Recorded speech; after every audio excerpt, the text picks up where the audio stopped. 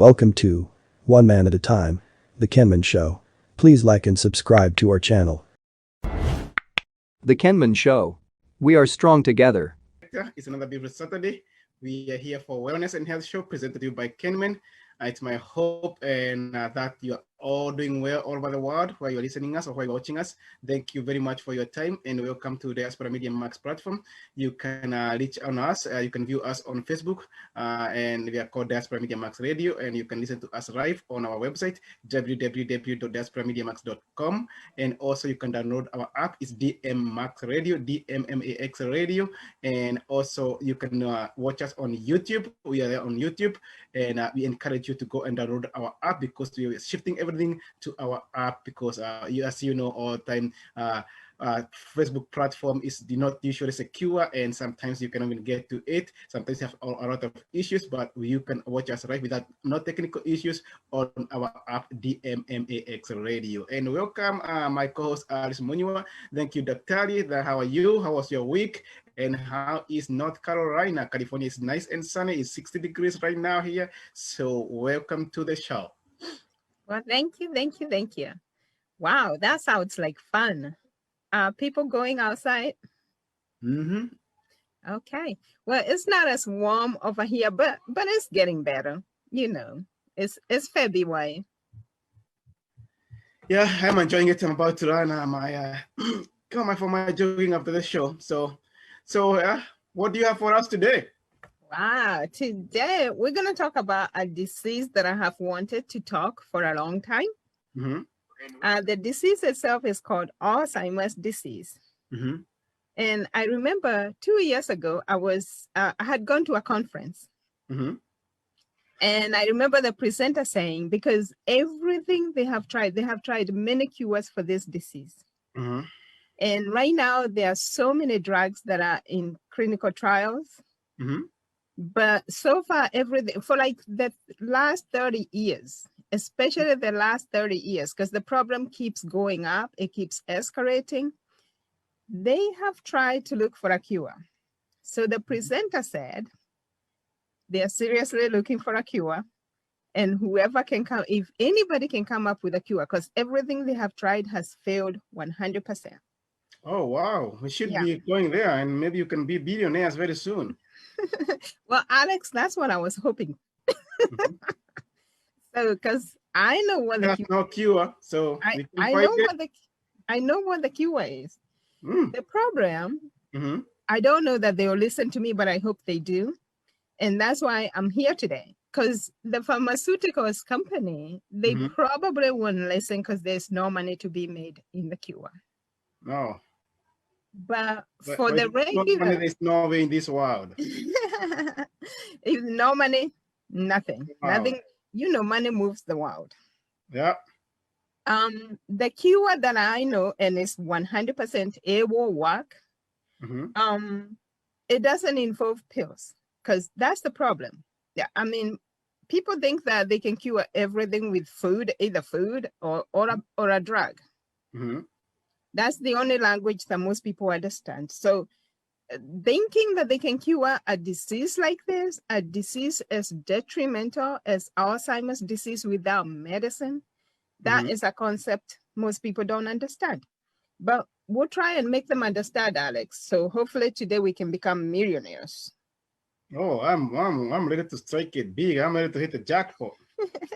Yes. So that's why we are talking directly to you, the listeners, because you're the ones who are affected. So unless you want to think of another way you can handle this, and actually the key is not difficult. The concept might be a little bit difficult for some people, but for some of you, it's not going to be hard to understand. But once you understand, you know that you can cure this disease. So I keep saying, if you understand what the root cause is of any problem, you will have no problem finding a cure. So today I'm going to try and dig deep to the root cause. And once I tell you what the root cause is, hopefully it won't be difficult to get the concept of how you can cure it. Instead, because the alternative will be you're going to go bankrupt trying to deal with this disease. You know, most people who are affected cannot take care of themselves. No, they can't. Yeah. And it's their brain that's affected. And they have to go to a special nursing care because not everybody can take care of Alzheimer's patients. They are very, very difficult to take care of.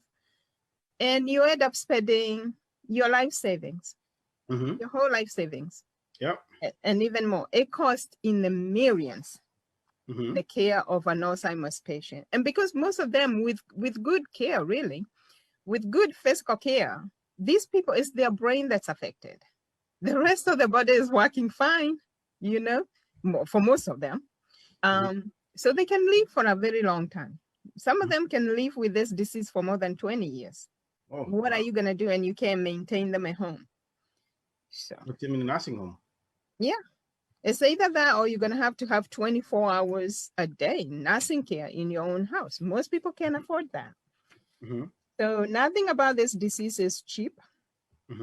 And right now in the US, yeah, in the US, about 5.8 million people are affected. So if you're listening to this podcast today, and maybe you have a family member, think about sponsoring me and Alex, and we'll be able to guide you through how you can get cured and you can save all that money. So you're saying we can cure Alzheimer's disease? Yeah. Once you understand what the root cause is, then it's not difficult. So I knew this. I knew this 2 years ago when I went to that conference. And I didn't say anything because nobody thinks that you can cure something without a thing, you know? But I'm eager to listen how you're going to cure Alzheimer's right here without taking a pill and digging deep down to the root cause and come up with a cure here. And I hope by the end of this program, I'll be striking it rich. Okay, Alex. Seriously, I'm not even kidding because the alternative is so bad.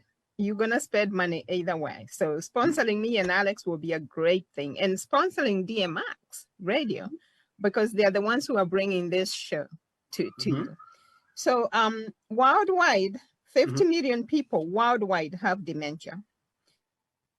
50 million people, wow. But Alzheimer's dementia, 70% of those people have Alzheimer's dementia. So Alzheimer's is the most difficult type of dementia. There are different kinds.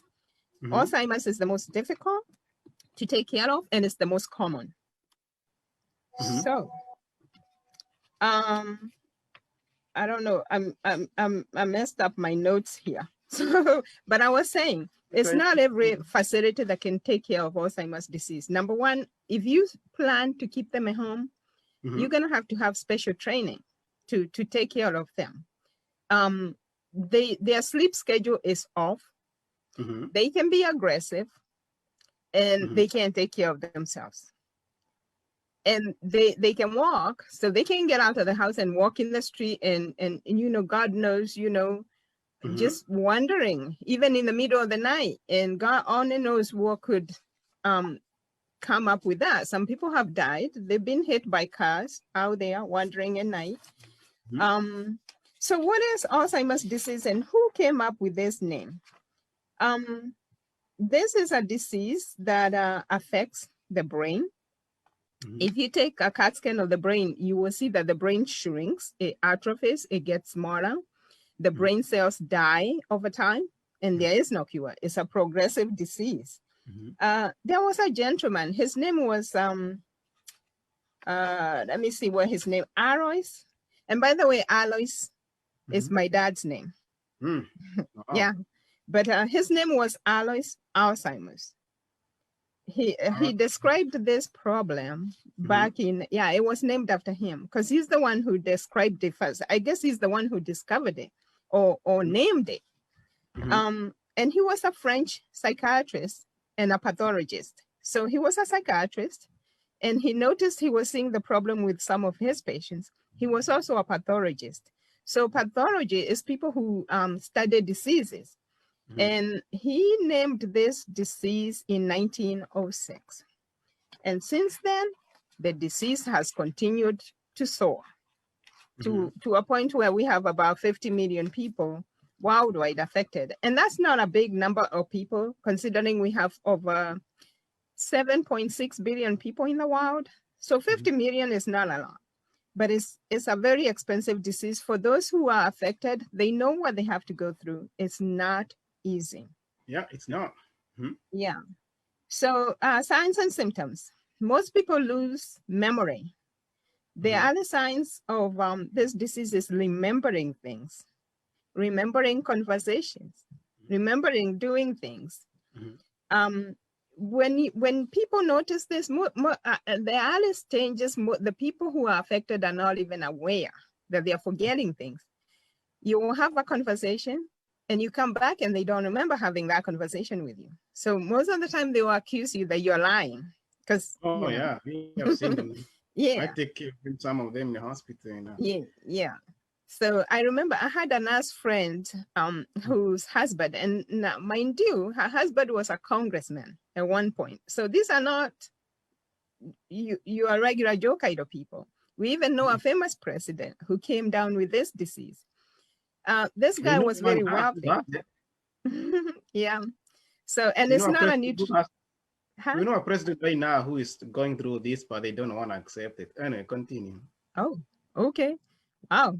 So yeah, it doesn't affect just the poor, because some people think it's all about food. When I talk to people about diseases, they're like, I eat very well. I'm like, well, man does not live on food alone. You know, there are other things.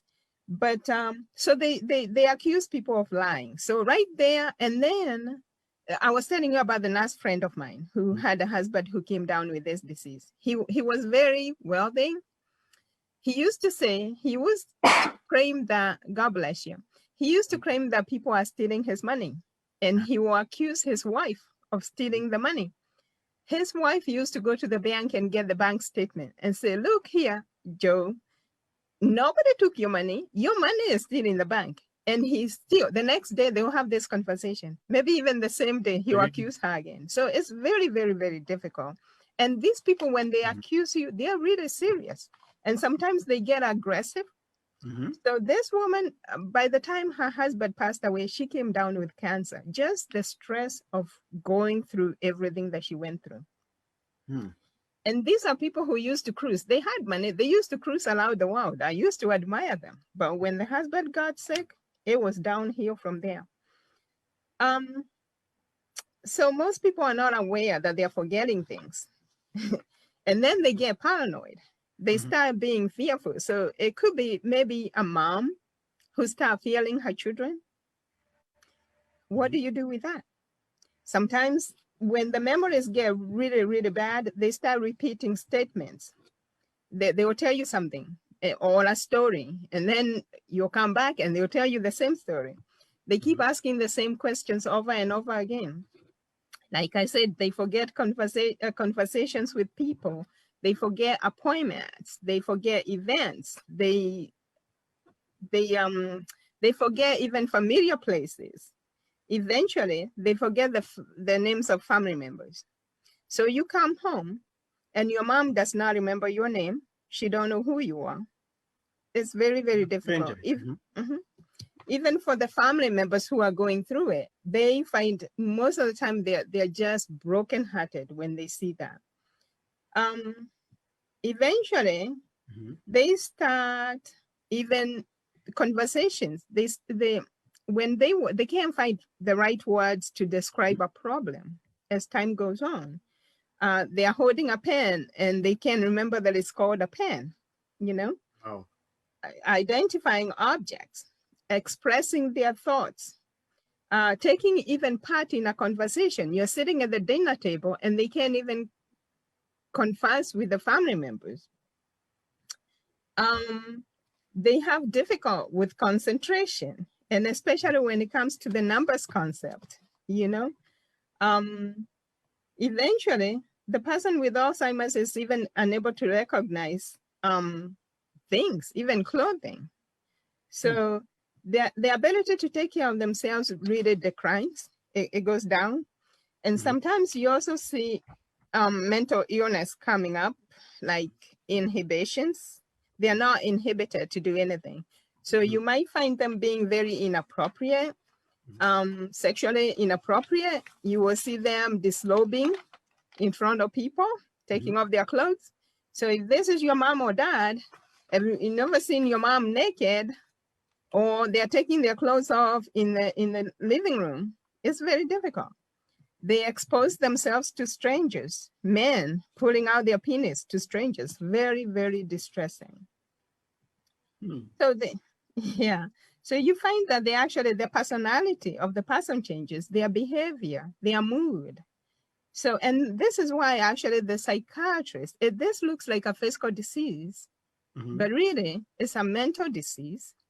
And that's why the psychiatrist was the first person to define what the problem was. So it is a mental health issue, but it goes deeper than mental health. Because we know everybody with mental health doesn't end up with Alzheimer's disease, even though some people do. So with the behavior, the mood changes and the personality changes, you might see depression. You might see apathy. What is apathy? Lack of interest, no concern, indifference. So this is your mom who always loved you, give you a hug. You come and, you want a hug from your mom and she don't care. It's like, who are you? Why are you coming to even touch me? You stranger. Yeah. So social withdrawal, mood swings. I mentioned distrust of other people. They start getting paranoid. They might even run away from home because they think the people at home are going to try and hurt them. Oh, yeah. Yeah. Irritability, aggression, sleeping habits are off. They don't sleep and they won't stay still. So they keep wandering and walking up and down. Sometimes they fall and they break things. Then they're delusional. They start seeing things. So this is a full-blown mental health disorder. And so it's like psychosis, together with the brain wasting, the brain atrophying. So what are the causes? Talk about the causes for a minute. This is causes according to the scientist. This is not according to me, by the way. This is the scientist. Well, according to the scientists, from science, they don't know. They say the exact cause of Alzheimer's disease isn't fully understood. But they think it could be brain proteins that fail to function normally, a disruption of the neurons. Neurons are the nerve conducting cells. They also think there's a trigger of a series of toxic events. So neurons are damaged. The connection between each neuron is damaged, and then the brain is also producing toxic proteins that are called plaques. The real name is beta. Do you know how to pronounce this name? I didn't practice. Sometimes I have to practice. Beta amyloid. Oh, beta amyloids. Okay, beta amyloids. Yeah, but I call them plaques. Plaques is easier for me because English is my second language. So scientists believe Alzheimer's disease is caused by a combination of things: genetic, lifestyle, and environmental factors. And they think it's those things that cause the toxicity in the brain to where the brain starts forming these bad proteins that damage the neurons and they kill the brain cells. So that's what they think. But you know me, Alex, by now. Anytime you hear the word genetic, you can plug in a spiritual root right there. So always think about spiritual when you hear the word genetics. Yeah. So the process, this disease takes many, many, many years. From the time it starts, it could be like 20 years before you even see the first symptoms. So, but all along, I'm sure the people who live with these people always notice something. Yeah. And when they start forgetting stuff, that's a good place to start before their brain is wasted. That's a good place to start. So the proteins, the bad proteins that the brain makes the ones that are toxic, the one that kills the brain cells, they are called plaques, and also tangles. There's a protein that it has a Greek name. It's called the tau protein. It makes tangles. So I think that it makes like kind of like strings. So, I mean, the brain is messed up. Risk factors. They say one of them is age. And the reason why they say that is because they see it usually in older people, mostly 65 and over. But now I've seen people who are, and actually it surprised me the first time I met somebody who was in their 50s who had Alzheimer's disease. Now they're seeing it in younger and younger people. So age is not true, even though the scientists put it there. That's when you start seeing it. But really, age is not true because everybody who's old would have the problem. Then they think about family history. So now we are talking about risk factors. They think about family history and genetics. And genetics per se, genetics are not bad. We are not born with bad genes unless there's a spiritual root, you know? But so, how can you convince science that? Because they say, they say everything's genetic, some of these things are genetics, and well, but you don't understand the spiritual root. But when you're on a deathbed, they want to send you a chaplain for what? Yeah, go figure. Why is that? They couldn't say the chaplain before, not like the chaplain is going to help. Because actually, if the chaplains were doing what they were supposed to do, we wouldn't be having all these problems. But yeah, there is a spiritual root. And so you're right, Alex. Science is a religion. It's a belief in things that you can see. But, you know, most people who are spiritual, they know that there are things that we don't see, right? Yeah, I had an argument with my friend that was trying to tell me I have to believe science in everything, and I asked him, okay, let me ask you, when were you a monkey according to evolution theory? When were you a tadpole according to evolution theory? They didn't have no answers for me. I was like, wow. Well, I believe in science, and but it's not everything I'm gonna believe in science. I cannot question science. Oh, I question it. I question it because scientists are not always right. But I love science because it helps me understand things. But beyond science, you have to go to the unseen world. If you understand the spiritual realm, you will understand many things. And that's a problem. That's a problem you have mostly in developed countries. They don't understand the spiritual root cause of issue of other things because they cannot see them, or they study science, and if the science is telling them this, they're not gonna get on board with the spiritual part of it, and they are dying and suffering in silence because the science has literally failed them. There are diseases like ALS, AMS. These diseases are killing people right and left, but there's no one want to know the root cause of them. Yeah, and at some point, Alex, we'll talk about all those diseases, MS, ALS. We'll talk about them so we can help the people. You know, people, if you're listening, you need to support us so we can bring you these things. We can research on them. And some of them, I don't even need to be told what they are. I already know. I've already done my research. All I need to do is put information together so people can understand it. But now, if you know God, you've never seen God, but you believe in God, how do you believe in God if you've never seen him? So most scientists do not believe in God. They don't. Absolutely not.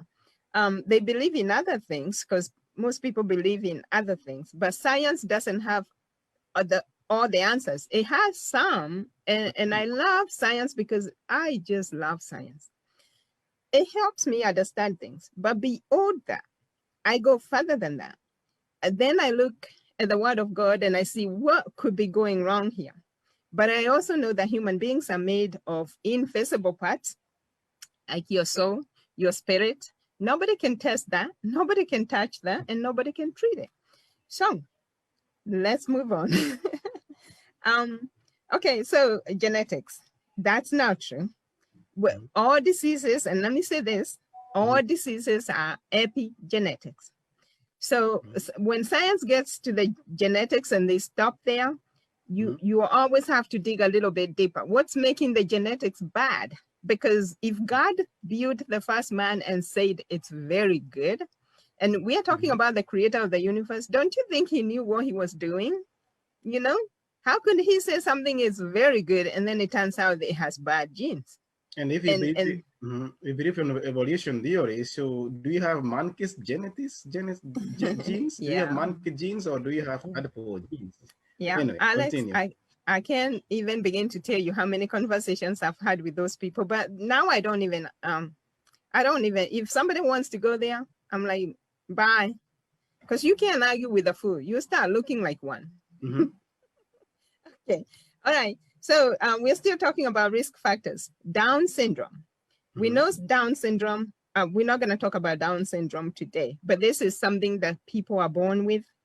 So most people who have Down syndrome, they do come up, a lot of them, as they get older, they do come up with, they do develop Alzheimer's disease. And they say with people who have Down syndrome, it starts like 10 to 20 years even earlier than the general population.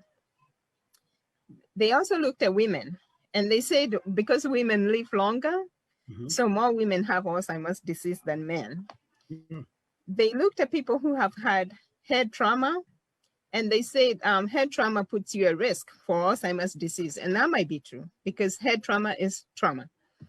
And there are things, Let's move about football, contact sports. Yeah, there are things that, well, we are talking like head trauma, like you get into a car accident and your head gets burnt, or you fall from a building, or you fall down the steps. Because of the fear that comes with such incidences, there are other things in the spiritual realm that happen that say you lose consciousness. Or you end up in the hospital. You know, when somebody has head trauma, you're thinking about death. You know, death has come. So if you survive something like that, that is very traumatic. And yes, that could be true. I can see how that can happen. People who drink alcohol excessively. But we've talked about cause and effect so many times, and there is always a cause. When you see somebody who is drinking alcohol excessively, that is a symptom of something else. Most of the time it's a symptom of mental health or a spiritual problem. So that you start thinking spiritual. I even know people in their 30s who has alcohol dementia and Alzheimer's. And they are Kenyans. No, Kenyans. Talking about Kenyans, not even like foreigners, Kenyans in the United States. Yeah. There is something that's making them drink. And telling them to stop is not enough. You have to get to the root cause and fix that if you can. Root cause, yeah. People who have trouble sleeping, people who have restless legs syndrome. We're going to talk about that next week. Yeah. Risk factors. I'm still talking about risk factors. So research has shown that the risk factors are also associated with other chronic diseases. They think lack of exercise. We talked about that when we talked about obesity. You know, people who are just sedentary lifestyle. But when you see that, you always have to ask why. Why does somebody want to take care of their body? Why do they not exercise? Obesity.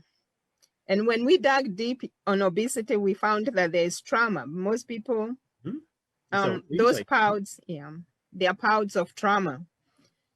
Smoking. I've always said smoking and anxiety disorder go hand in hand.